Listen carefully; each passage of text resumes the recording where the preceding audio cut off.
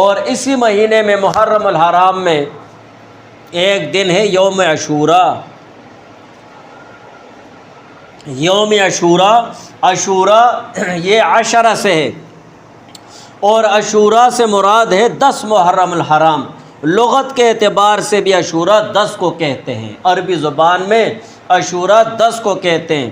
جمہور صحابہ اور تابعین کے ہاں اس سے مراد 10 محرم الحرام مراد ہے۔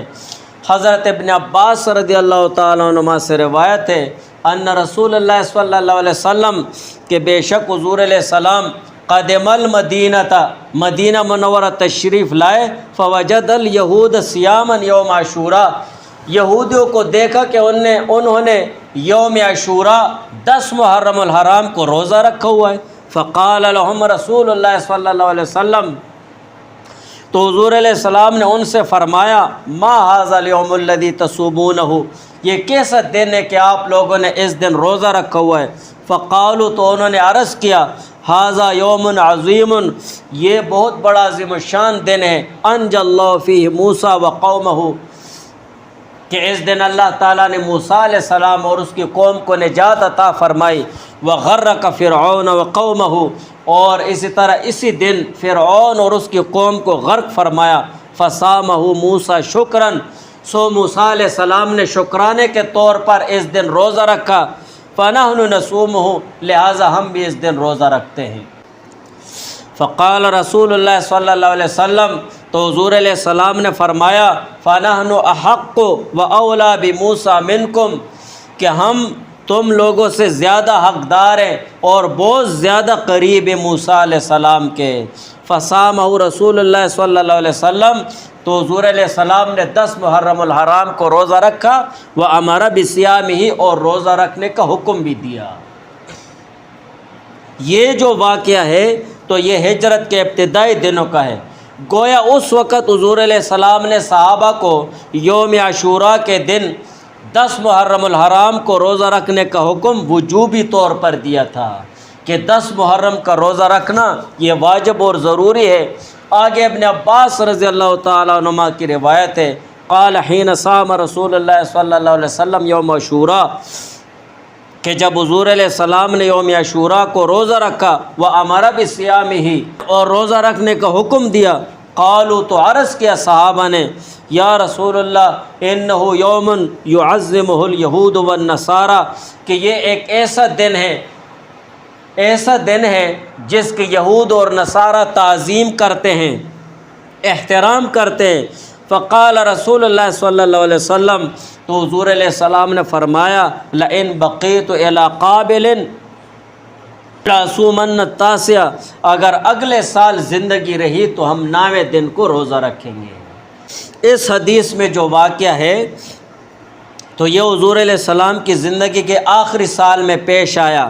اس موقع پر جو حکم دیا تو وہ بطور استحباب کے ہے، مستحب کے ہے، بہتر کے ہیں، کیونکہ اس بارے میں وجوب کا حکم منسوخ ہو گیا تھا۔ جب رمضان کے روزے فرض ہو گئے تو محرم الحرام 10 محرم الحرام کا روزہ رکھنا منسوخ ختم ہو گیا تھا، اور حضور علیہ السلام نے فرما دیا تھا اگر آئندہ سال اس دنیا میں رہا تو 9ویں تاریخ کو روزہ رکھوں گا۔ اب یہ بات کہ اگر آئندہ سال دنیا میں رہا تو 9ویں کا روزہ رکھوں گا، اس کے متعلق علماء کے 2 قول ہیں۔ ایک طرف تو علماء یہ فرماتے ہیں کہ حضور علیہ السلام نے یہ فرمایا، صحابہ نے عرض کیا کہ یہ ایسا دن ہے جس کو یہود اور نصارہ تعظیم اور احترام سے دیکھتے ہیں، لہٰذا حضور علیہ السلام نے فرما دیا ہم 9ویں کو روزہ رکھیں گے، 10ویں کو نہیں رکھیں گے۔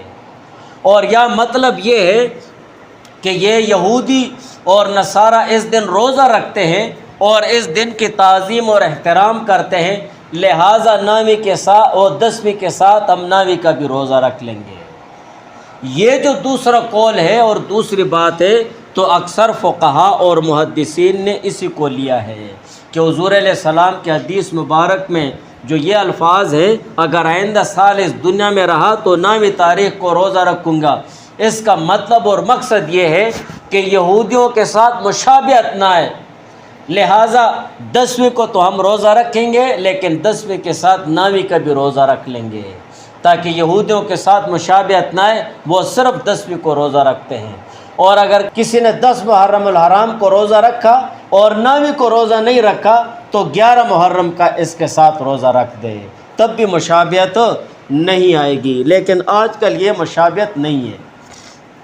یہی وجہ ہے عوام میں جو یہ بات مشہور ہے کہ 10 محرم الحرام کا روزہ رکھنا نہیں ہوتا ہے، تو وہ اس طور پر ہے، یہ جو نہیں ہوتا ہے تو یہ غلط ہے۔ یوں کہو 10 محرم الحرام کا روزہ اگر کسی نے اکیلے رکھ دیا ہے تب بھی جائز ہے، بالکل ہو گیا، لیکن نامناسب طریقے سے ہو گیا۔ کیسے نامناسب؟ نامناسب طریقے سے ایسے کہ حضور علیہ السلام نے فرمایا یہودیوں کے ساتھ مشابہت نہ آئے تو آپ 10ویں کے ساتھ 9ویں کا روزہ رکھ دیں یا 10ویں کے ساتھ 11ویں کا روزہ رکھ دیں۔